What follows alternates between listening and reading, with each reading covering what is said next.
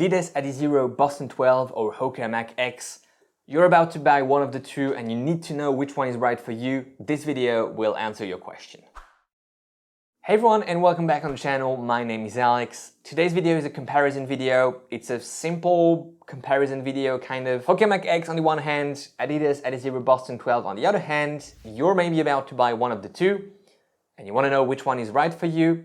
Let's find out, let's compare them, and I'm gonna give you my verdicts. Let's go first through the specs. The two shoes are the same weight, 289 grams to 90 grams, so that doesn't make a huge difference here.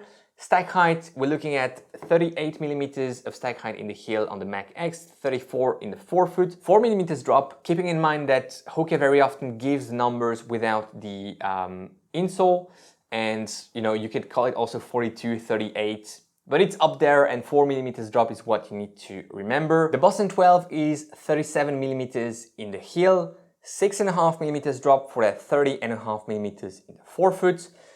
Small difference here, 4 millimeters drop on the Mach X, 6.5 here. It plays a role in the ride. We'll come back to it in a second. Let's compare the foams very quickly, very easily. You have two foams on the Mach X, a lower layer and a top layer. Top layer is Pebax, lower layer is a fancy EVA, a supercritical EVA if you will. The two foams are softer than the ones on the Boston 12. Both layers, the Boston 12 has two similar layers, an EVA base layer at the bottom, Lightstrike 2.0, and a PIBA blend layer at the top, Lightstrike Pro. The two layers here are softer compared to the two layers here. The ride of the shoe overall is softer on the Mach X compared to the Boston 12. Looking at the plates and the flexibility of the shoe, you have a Pebax plate on this shoe, giving it a lot of flex in the forefoot compared to a carbon shoe, and you can really feel the snappiness of the shoe just when playing with it like that. Whereas on the Boston 12, you have a fiberglass, carbon-infused rods, not that flexible, a bit flexible compared to a carbon plate, for instance, but much less flexible compared to the plate on the Mach X. You can push on it, but it definitely doesn't go as far, and I'm almost afraid to bend it more than that because I feel like it could break the energy rods. Let's compare the upper of the two shoes, how the shoes fit. The upper of the Boston 12 is not one of my favorites. The material is quite abrasive on the outside, but also and most importantly on the inside. The lacing system, I'm not a huge fan of. You have those eyelets connected to the straddle of the shoe. It gives you a good wrapping, a good lockdown in the midfoot, quite secure, quite tight, but it just doesn't, I don't like it to be honest. And despite the shoe fitting true to size, which wasn't the case on many previous Bostons, it's not the best fit and the best upper experience you can have. The upper and the fit experience on the Mach X is better. It's thicker on the Mach X. Keep that in mind, that engineered mesh here is thicker, and it's not going to be as breathable as the one quite lighter on the Boston 12, but the fit is just better. The laces are a better length, a better feel, and I prefer the upper on the Mach X. Looking at the midsole of the two shoes, like I said, softer on the Mach X, a bit firmer, a bit more dense on the Boston 12. You can almost compare them as that, trainer that will be more leg saving. Longer runs is the purpose of the two shoes in my opinion. Boston picks up the pace a bit better, that firmness in the forefoot and that extra, let's call it snappiness or rigidity in the forefoot allows you to push a bit better and probably to pick up the pace a bit better. But when you slow down, for instance, if you're doing intervals, this will pick up the pace a bit better, but this will be more pleasant at recovery pace. Overall, the Mach X is a bit more pleasant for a ride, a bit more comfortable, a bit more forgiving, when the Boston is a great upgrade compared to the Boston 10 and 11, but remains quite a harsh and demanding ride, if that makes sense. How would I use the two shoes? This is, the Boston is a long run shoe by excellence for me, and also tempo runs would be something where I would see this shoe working.